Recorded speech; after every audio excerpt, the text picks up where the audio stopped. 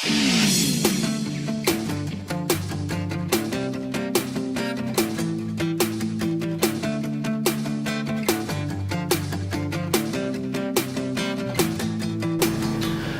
everyone, my name is Olumide Oworu. I'm 22 years old and I'm an actor primarily, but then I dabble into other things in entertainment like music, modeling, and emceeing and hosting shows and consultancy for advertising.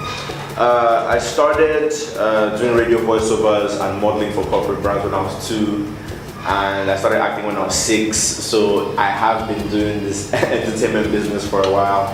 I was born in Ogun State, but I basically spent the whole of my life up until now in Lagos, so you could call me a Lagos boy. I'm an only child, so growing up was really interesting for me. My parents didn't spoil me, sadly, so I really don't understand what it means to be the privileged only child. You know, they treated me like I had 4 brothers, but yeah, growing up in Lagos was really amazing for me, and I had like a lot of friends, and I used to go out and do sleepovers, and people used to come over to my house. So yeah, growing up was fun. And thankfully, I grew up when kids used to go outside and play, you know, in the sand, and not now when everybody's pressing their phones. So I would say I enjoyed my childhood.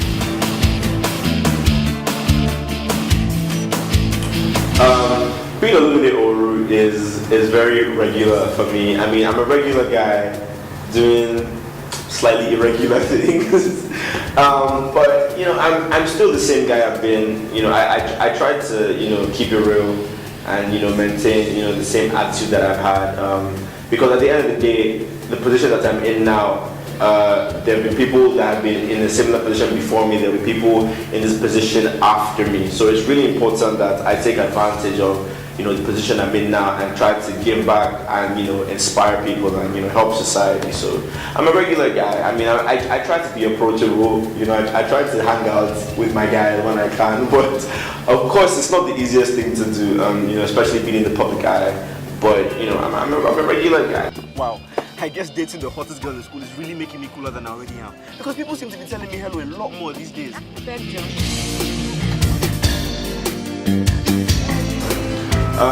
So, as I said, I was doing voiceovers when I was 2, and from when I was growing up, I used to be very animated in conversation. You know, my hands used to do this a lot, and I like to stand in front of people and talk. So I figured my mom just thought we should just try out acting, since I like to, you know, demonstrate for people. So we went, and she took me to audition for this show called Everyday People. And you know, I was just enjoying myself. I just went like, okay, mommy said we should go, and I went, and you know, I got the part, and I ended up playing the character of Wale Johnson on Everyday People for about 8 years. And you know, I took a bit of a break because of school. But then, at the point when I was finishing secondary school, then I asked myself what I really wanted to do, and I remembered I really used to enjoy acting. So I was like, okay, I'll just try it and see how much of a career I can make out of it. And you know, I went and started attending auditions, and then I was, you know, privileged enough to get on the Johnsons and then Shuga for MTV, and you know, from 2011 up until now, it's just been getting more serious, and now it's a job for me. So that's basically how I got started in the business of acting.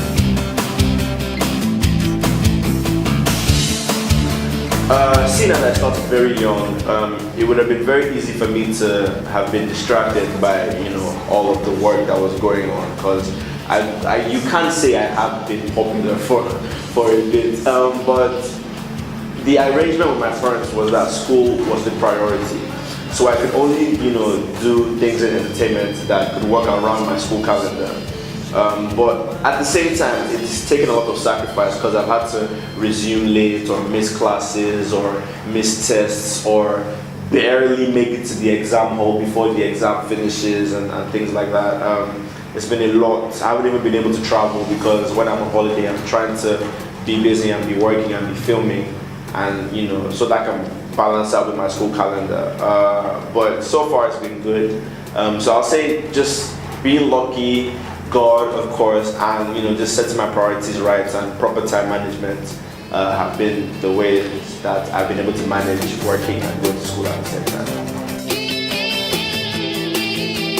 wouldn't necessarily advise anybody to start classes, in pursuing your dream in media and entertainment. But what I'll say is, at some point, especially when it starts to get serious, it will require you to maybe miss a couple of classes. But the key is to manage the time properly. So, for example, if you miss 1 or 2 classes at the beginning of your semester or at the beginning of your term, when the workload really isn't too much and you can easily come back and catch up, then yeah, by all means, as long as your school and your teachers and your lecturers understand what's going on, because you literally have to make them understand, because if they don't understand, it's going to be hard for you. But as long as they understand, then yeah, why not? But then if you're having tests around the corner, you're having exams around the corner, or there's deadlines for projects or assignments, and you don't have a proper understanding, maybe you get an extension or you get to come in late and you on your own just decide to skip class because you're trying to blow, then I don't think that's the right way to go about it. As I said, it's all about proper time management and getting your priorities right, and school is a big priority.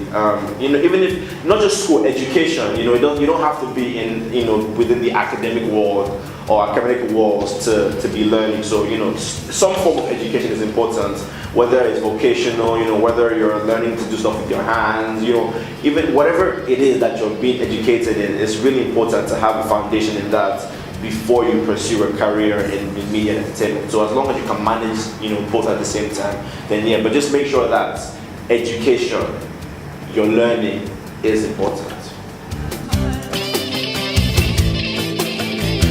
I haven't had a lot of emotional moments as an actor, but if I had to pick one instance when I cried, I was younger at the time. It was when I just started off acting. I think I was about seven years old, and we were shooting a scene, and for some reason there was a bit of a misunderstanding on set, and I started crying, and I told them to call my mom. I was like, I'm not doing it again. I went to the room. We were still shooting the scene. I just walked off set. I went to the room. I locked the door.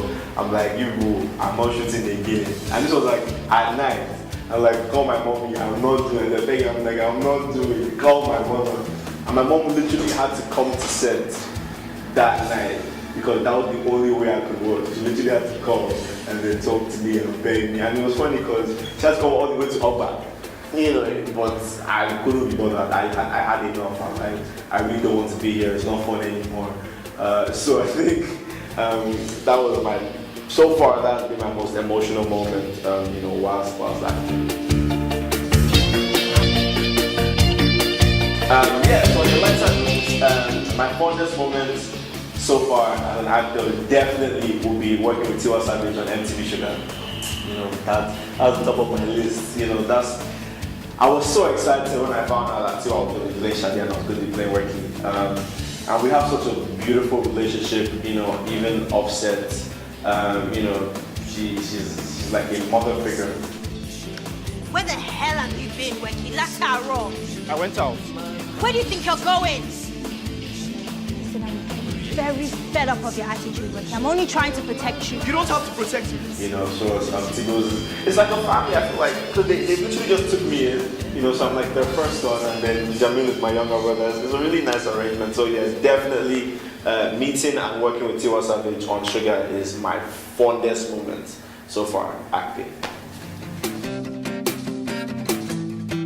The challenges I faced basically involve, obviously there's balancing school and academics and not having any time for myself and not being able to see my friends as much, not being able to attend events I want to attend, not being able to travel. All of that has been really hard. And there's also the part where people don't really understand me for me. Certain people equate your personal traits and characteristics with characters that you've played. So a lot of the time people, take me for face value that they get off projects that they've seen me on TV.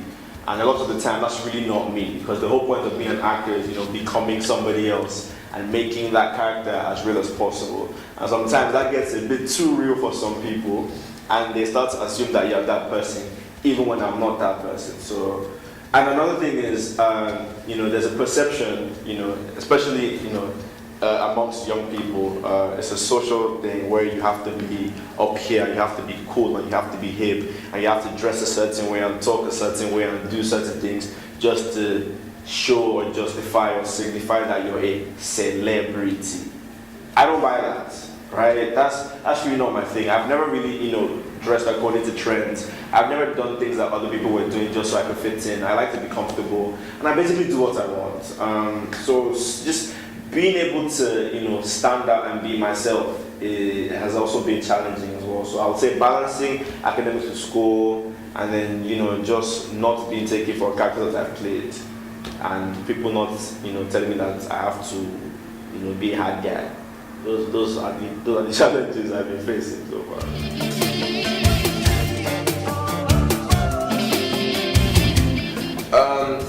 So the easiest way for me to just overcome all these challenges is just staying focused and knowing what I need to do and just taking care of business. When you understand what you need to do and you understand that it's just words, so people have no power over you unless you allow them to. So even if somebody says something, as long as I don't take what the person says to heart, then it really doesn't mean anything. So that's basically how I get over it. Everybody can't like you.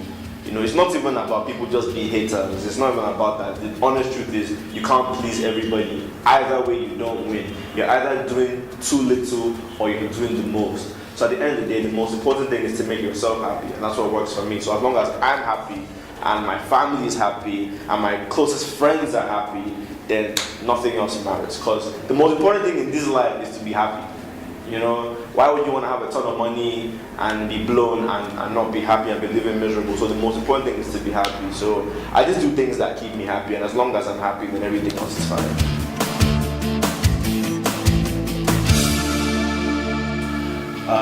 So right now I'm pretty single. I'm a single Pringle looking to mingle. What's up? But on a serious note, I don't really have any physical preferences when it comes to the kind of girl that I like. I don't really have a spec.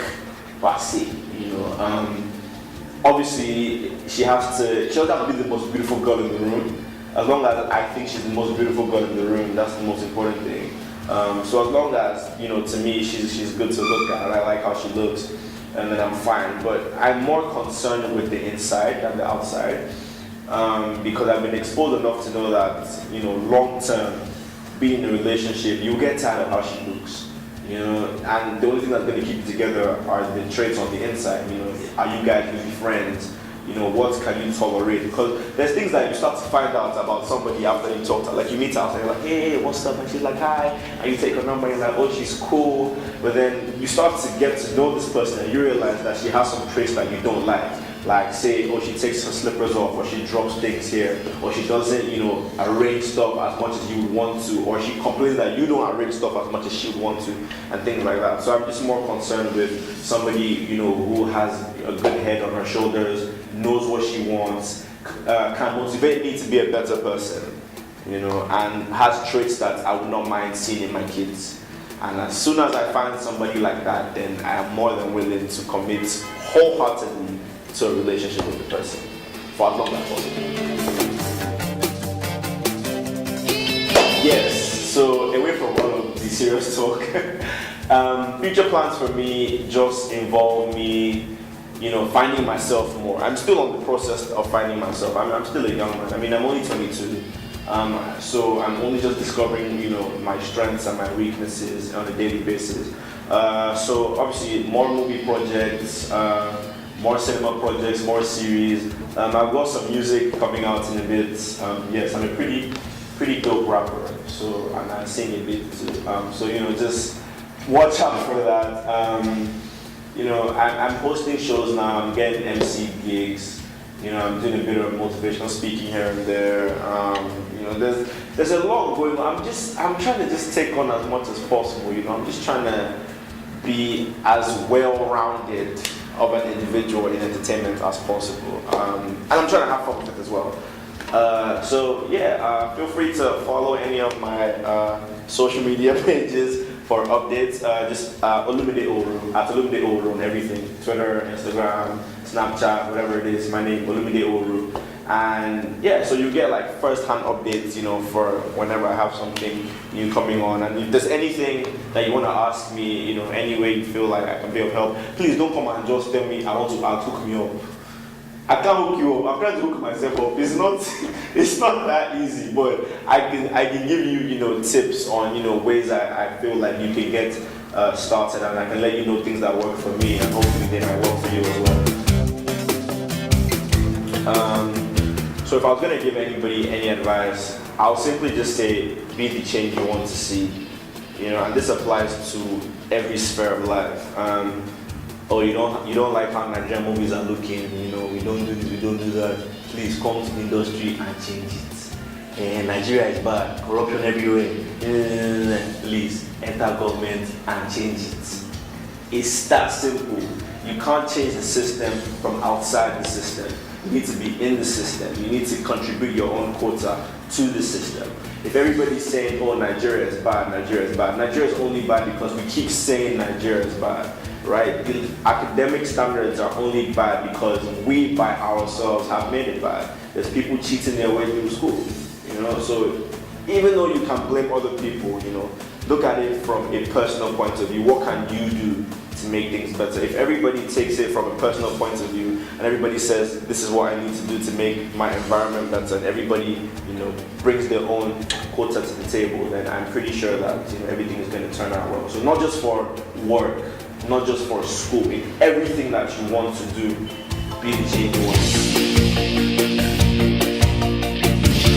Wherever I find myself, I will keep on lighting my torch, exploring my skills and brilliance, contributing my own quota to nation building, and as a result, inspiring others to face their fears. I love campus thoughts.